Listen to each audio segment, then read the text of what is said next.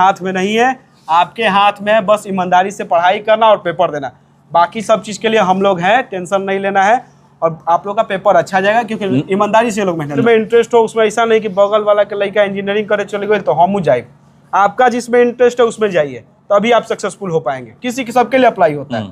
90 से 5 तक में बच्चे को शिक्षा के प्रति बहुत उदासीनता हो गई थी। सबके मन में ये हो गया था कि पढ़ लिख के अब कुछ होगा नहीं। उस भाव को बदलने के लिए माननीय नीतीश जी ने 2005 के बाद से एजुकेशन के द्वार से बाहर भी नहीं जाने दिया जाता था, जो वातावरण और माहौल था। जब बच्चियां घर से बाहर आ रही है, पढ़ लिख कर अच्छा काम कर रही, ये बदलाव का संकेत है और बदलाव सही दिशा में जा रहा है, उसको प्रदर्शित कर रहा है। अब जो भी बोर्ड के पहली बार एग्जाम देने जाते हैं उनके मन में एक डर होता है, कैसा पेपर आएगा, क्वेश्चन आएगा, वो कैसे ये लोग दूर करेंगे? देखो, ओवर थिंकिंग से बचना है किसी को भी। ओवर थिंकिंग का कोई इलाज नहीं है और उसका कोई फायदा भी नहीं है। जो होगा अच्छा होगा। हम लोग के मन में, हम लोग भी 12th दिए थे तो हम लोग के ऊपर प्रेशर था 12th के बाद IIT क्लियर करेंगे कि नहीं करेंगे, घर वाले क्या बोलेंगे नहीं बोलेंगे, भविष्य में क्या होगा नहीं होगा, इतना सोचना नहीं है किसी को भी। आज जो पेपर है उसका तैयारी आप लोग, अभी तो बहुत अच्छा समय बचा हुआ, 1-2 महीना का समय है आप लोग के पास, लगभग 1 महीना का। अब रिवीजन प्रोसेस में जितना पढ़िए उसको रिवाइज कीजिए रेगुलरली, और जो पेपर हो पहले उस पेपर के बारे में तैयारी करना ही ना कि मैथ्स का पेपर है तो अगला बार हम फिजिक्स का भी उसी समय सोचने लगे। जो पेपर मिलेगा उसके अनुसार आप लोग को प्रिपरेशन करना है।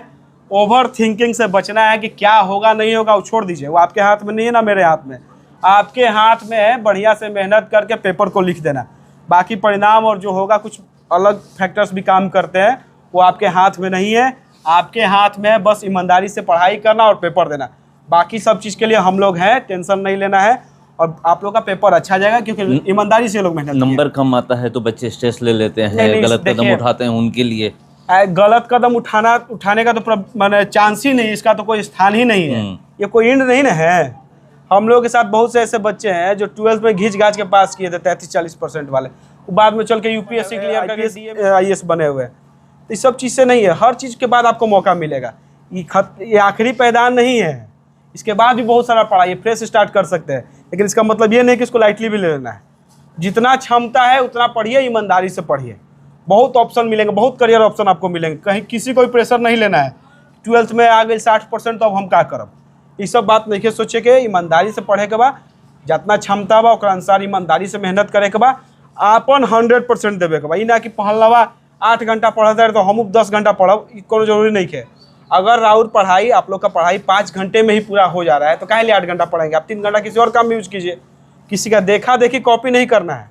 आपको जितना देर में संतुष्टि मिलता है उतना देर में पढ़िए, और जिस फील्ड में इंटरेस्ट हो उसमें ऐसा नहीं कि बगल वाला के लड़का इंजीनियरिंग करे चले गए तो हम जाए। आपका जिसमें इंटरेस्ट है उसमें जाइए, तभी आप सक्सेसफुल हो पाएंगे। किसी के सबके लिए अप्लाई होता है। आप लोग ईमानदारी से पढ़िए, भविष्य का चिंता छोड़ दीजिए। आप लोग के भविष्य की चिंता हम लोगों को भी है, लेकिन अभी के समय में आप लोग को पढ़ाई करना ही आप लोग ही कर सकती है।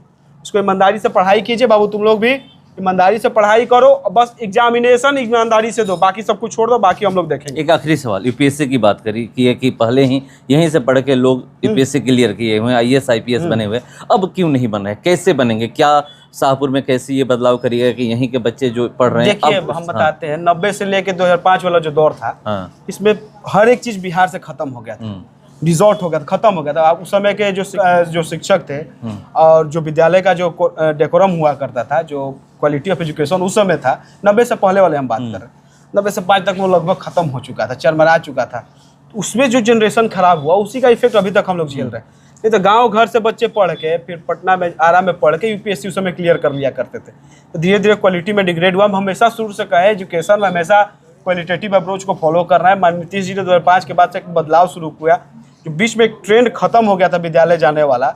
90 से 2005 तक में बच्चे को शिक्षा के प्रति बहुत उदासीनता हो गई थी। सबके मन में ये हो गया था कि पढ़ लिख के अब कुछ होगा नहीं।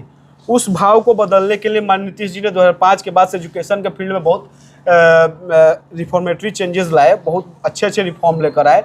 उसके बाद से अब पुनः बच्चों का विद्यालय के प्रति, शिक्षा के प्रति रुझान बढ़ा। देख लीजिए यहाँ पर, यहाँ की जो बच्चियां हैं, हम लोग के समय तो ऐसी बच्चियों को गांव से द्वार से बाहर भी नहीं जाने दिया जाता था, जो वातावरण और माहौल था।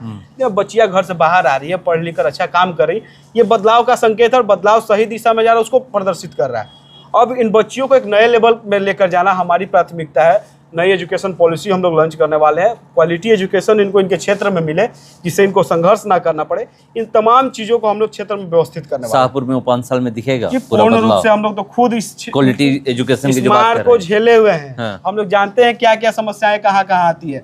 उसको जड़ से साफ करने का एक हम शुरुआत करेंगे। 5 सालों में कुछ हद तक तो उसको अचीव कर ही लेंगे।